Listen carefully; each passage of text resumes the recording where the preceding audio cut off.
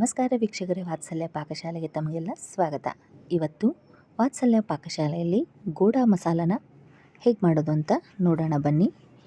ಈಗ ನಾನಿಲ್ಲಿ ಒಂದು ಚಿಕ್ಕ ಗ್ಲಾಸ್ನ ಅಳತೆಗೋಸ್ಕರ ತಗೊಂಡಿದ್ದೀನಿ. ಈ ಗ್ಲಾಸ್ನಿಂದ ನಾವು ಎಲ್ಲನೂ ಅಳತೆ ಮಾಡಿಕೊಂಡು ತಗೋಬೇಕು. ಈಗ ಈ ಗ್ಲಾಸ್ನಿಂದ 4 ಗ್ಲಾಸ್ನಷ್ಟು ನಾನು ಕೊತ್ತಂಬರಿ ಬೀಜನ ಅಂದರೆ ಧನಿಯಾನ ತಗೊಳ್ತಾ ಇದ್ದೀನಿ. 4 ಗ್ಲಾಸ್ನಷ್ಟು ಧನಿಯಾನ ಅಳತೆ ಮಾಡ್ಕೊಂಡು ತಗೊಂಡು ಕಾಯ್ದ ಕಡಾಯಿಗೆ ಹಾಕ್ಕೊಂಡು ಚೆನ್ನಾಗಿ ಹುರಿದು ತಗೋಬೇಕು.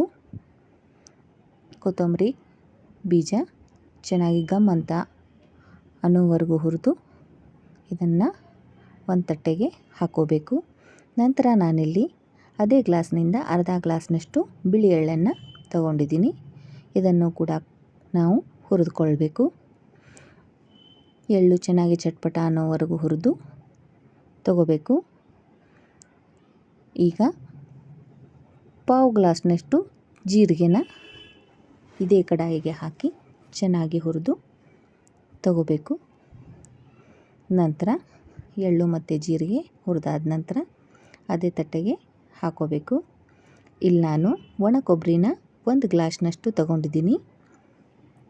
ಇದನ್ನು ಕಡಾಯಿಗೆ ಸ್ವಲ್ಪ ಎಣ್ಣೆನ ಹಾಕ್ಕೊಂಡು ಕಂದು ಬಣ್ಣ ಬರೋವರೆಗೂ ಚೆನ್ನಾಗಿ ಹುರಿದು ತಗೋಬೇಕು. ಈಗ ಕೊಬ್ಬರಿ ಫ್ರೈ ಆಗಿದೆ. ಇದನ್ನು ಕೂಡ ತಟ್ಟೆಗೆ ಹಾಕೊಳ್ತಾ ಇದ್ದೀನಿ.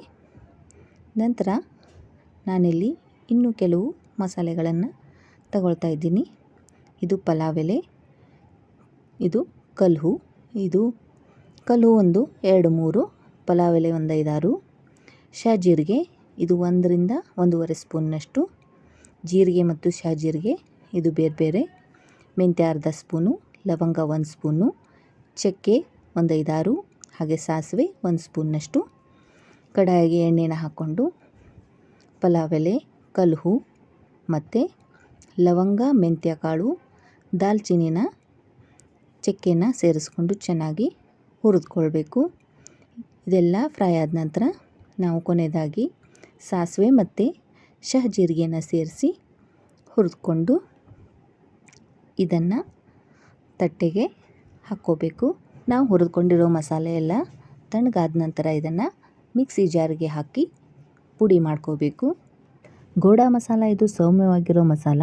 ಇದಕ್ಕೆ ಯಾವುದೇ ರೀತಿಯ ಉಗ್ರವಾಗಿರುವಂಥ ಮಸಾಲೆ ಸಾಮಾನನ್ನ ಹಾಕೋದಿಲ್ಲ. ಪುಡಿ ಮಾಡ್ಕೊಳ್ಳುವಾಗ ನಾನು ಅರಿಶಿಣದ ಪುಡಿ ಮತ್ತು ಹಿಂಗಿನ ಪುಡಿನ ಸೇರಿಸ್ತಾ ಇದ್ದೀನಿ. ನೀವು ಬೇಕಾದರೆ ಕೊಂಬರಿಶಿಣನ ಜಜ್ಜಿ ಎಣ್ಣೆಯಲ್ಲಿ ಫ್ರೈ ಮಾಡಿ ತಗೋಬೋದು. ಹಾಗೆ ಖಡಾ ಹಿಂಗು ಕೂಡ ಎಣ್ಣೆಯಲ್ಲಿ ಫ್ರೈ ಮಾಡಿಕೊಂಡು ಇದಕ್ಕೆ ಸೇರಿಸ್ಕೋಬೋದು. ನಾನಿಲ್ಲಿ ಪುಡಿ ಹಿಂಗು ಮತ್ತು ಪುಡಿ ಅರಿಶಿಣನ ಹಾಕಿದ್ದೀನಿ. ಹಾಗೆ ನೀವು ಇದಕ್ಕೆ ಉಪ್ಪು ಮತ್ತು ಕೆಂಪು ಅಚ್ಚ ಖಾರದ ಪುಡಿನ ಕೂಡ ಸೇರಿಸ್ಕೊಂಡು ಪುಡಿ ಮಾಡ್ಕೋಬಹುದು. ಇದೇ ಗ್ಲಾಸ್ನಿಂದ ಮೆಜರ್ಮೆಂಟ್ ಮಾಡ್ಕೊಂಡದನ್ನು ಹಾಕ್ಕೋಬೋದು. ಈಗ ಮೊದಲಿಗೆ ಮಸಾಲೆನೆಲ್ಲ ಗ್ರೈಂಡ್ ಮಾಡ್ಕೋಬೇಕು. ಇಲ್ಲಿ ನೋಡಿ, ಈ ಥರ ಚೆನ್ನಾಗಿ ಪುಡಿ ಮಾಡ್ಕೋಬೇಕು. ಈಗ ಗೋಡಾ ಮಸಾಲ ರೆಡಿಯಾಗಿದೆ. ನೀವು ಇದನ್ನು ಹೀಗೇನೂ ಕೂಡ ಸ್ಟೋರ್ ಮಾಡ್ಕೋಬಹುದು. ಇದಕ್ಕೆ ನೀವು ರುಚಿಗೆ ಉಪ್ಪು ಮತ್ತು ಖಾರದ ಪುಡಿನ ಸೇರಿಸ್ಕೋಬೇಕಾದ್ರೆ 1 ಪಾವ್ನಷ್ಟು ಅಂದರೆ ಅರ್ಧಕ್ಕಿಂತ ಕಮ್ಮಿ ಉಪ್ಪು, ಅರ್ಧದಷ್ಟು ಕೆಂಪು ಅಚ್ಚ ಖಾರದ ಪುಡಿನ ಸೇರಿಸ್ಕೊಂಡು ಮತ್ತೆ ಇದನ್ನು ಮಿಕ್ಸಿ ಜಾರ್ಗೆ ಹಾಕ್ಕೊಂಡು ಚೆನ್ನಾಗಿ ಮಿಕ್ಸ್ ಮಾಡಿಕೊಂಡು ಇದನ್ನು ಪುಡಿ ಮಾಡ್ಕೋಬೇಕು. ಈ ಥರ ಮಾಡಿದರೆ ಗೋಡಾ ಮಸಾಲ ರೆಡಿಯಾಗುತ್ತೆ. ಪರ್ಫೆಕ್ಟ್ ಅಳತೆಯಲ್ಲಿ ಸುಲಭವಾಗಿ ಮನೆಯಲ್ಲಿ ಘಮ್ ಅನ್ನೋ ಗೋಡಾ ಮಸಾಲ 15 ನಿಮಿಷದಲ್ಲಿ ರೆಡಿ.